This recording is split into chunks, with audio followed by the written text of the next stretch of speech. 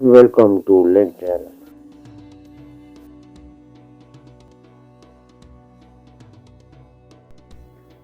حاجت کی نماز، وہ نماز جو حاجت براری کے لیے پڑھی جاتی ہے۔ جب بندے کو کوئی مشکل کام آ پڑے تو حاجت کی نماز جائز ہے۔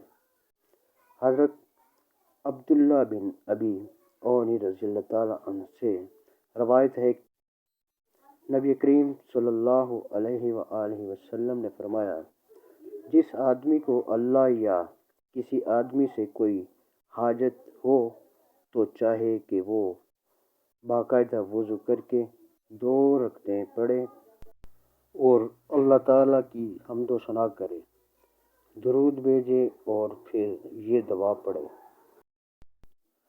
نہیں ہے کوئی معبود مگر اللہ، بردبار اور بخشش کرنے والا، پاک ہے پروردگار بلند عرش کا، تمام تعریفیں اللہ کے لیے ہیں جو پرورش کرنے والا ہے تمام جہانوں کا۔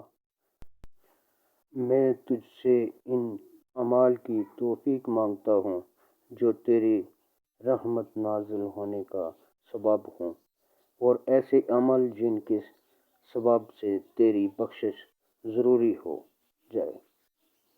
ہر گناہ سے محفوظ رکھ اور معاف کر دے، میری ہر فکر کو دور کر دے، تمام حاجات کو پورا کر، اس کو اے تمام رحم کرنے والوں سے زیادہ رحم کرنے والے۔